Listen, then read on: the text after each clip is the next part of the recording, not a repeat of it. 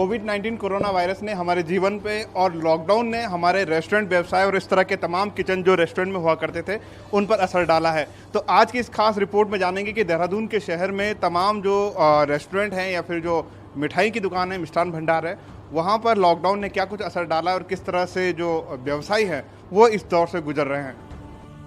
कहते हैं कि खाने का कारोबार करोगे तो कभी घाटे में नहीं रहोगे, लेकिन कोरोना संकट ने इस बात को जुठला दिया है।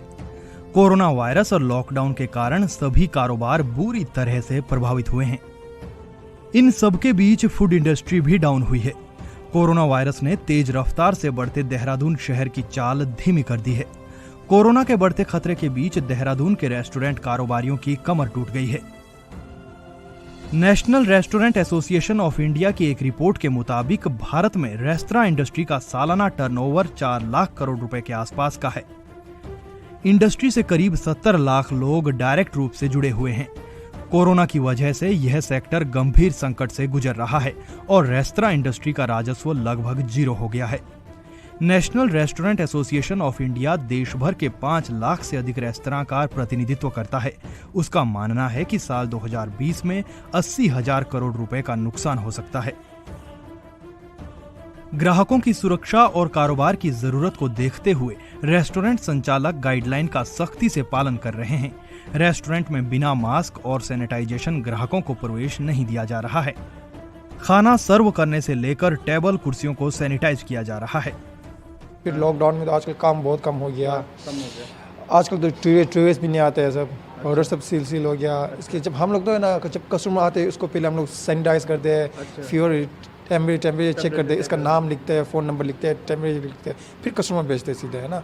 हम तो ऐसे तो नहीं भेजते हैं। गेट से आते हो सीधा सैनिटाइजर करते हैं। फिर फ्यूर चेक करते हैं। जब कस्टमर जाते हैं सीधे टेबल सब में ये मारते हैं, सैनिटाइजर मारते हैं। असल में देश के करीब 90% रेस्टोरेंट लीज पर ली हुई जगह में चलते हैं। करीब 20% रेस्टोरेंट विभिन्न मॉल्स में संचालित होते हैं। इन रेस्टोरेंट को अपनी आमदनी का 15 से 30% तक किराया देना होता है। मॉल में चलने वाले रेस्टोरेंट को अतिरिक्त 5 से 6% का मेंटेनेंस चार्ज देना पड़ता है। देहरादून में ब्लैक पेपर रेस्टोरेंट के मालिक भावन अरोड़ा का कहना है कि लॉकडाउन और कोरोना के चलते रेस्टोरेंट के कारोबार में 70% से ज्यादा की गिरावट आई है। दून शहर में मार्च से मई तक बड़ी संख्या में सैलानियों की भीड़ होती थी, लेकिन फिलहाल खतरे को देखते हुए बाजारों और रेस्टोरेंट में सन्नाटा पसरा हुआ है। ऐसे में रेस्टोरेंट कारोबारी किसी तरह अपना कारोबार चला रहे हैं। अबाउट 70 to 80% तक का जो है सेल्स में ड्रॉप आया है। पहले तो बहुत अच्छा माहौल होता था, बारिशों में लोग निकलते थे, बाहर घूमते थे, खाते थे, एंजॉय करते थे। हर समय एक रेस्टोरेंट में पूरा भरा पैक्ड रहता था और काफ़ी अच्छा माहौल होता था। बट अभी आप देख ही सकते हैं कि बहुत ही ज़्यादा जो है अभी खाली हैं और गेस्ट इतने नहीं आ रहे हैं। बाकी हम लोग पूरा केयर कर रहे हैं। कोई एनकरेजमेंट दिखती है तो वो ऑनलाइन बिजनेस से ही है। जो ऑनलाइन बिजनेस है, जोमेटो स्विगी के अपना ड्राइवर्स हैं, अपने सिस्टम रहते हैं, तो उनका काफ़ी अच्छा सपोर्ट है और सर्विस भी बढ़िया है।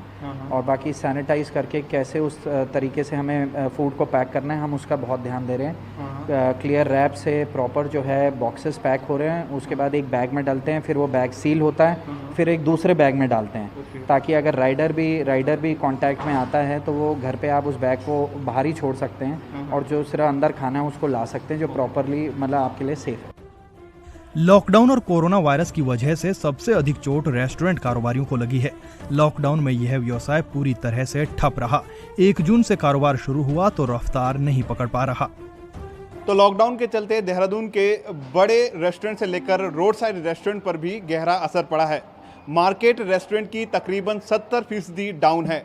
तो वहीं आने वाले समय में सरकारों द्वारा लगातार दी जा रही रियायत से कहीं ना कहीं व्यवसायियों को उम्मीद है। अपने सहयोगी विशु सैनी के साथ मैं धीरज सजवान, ETV भारत, देहरादून।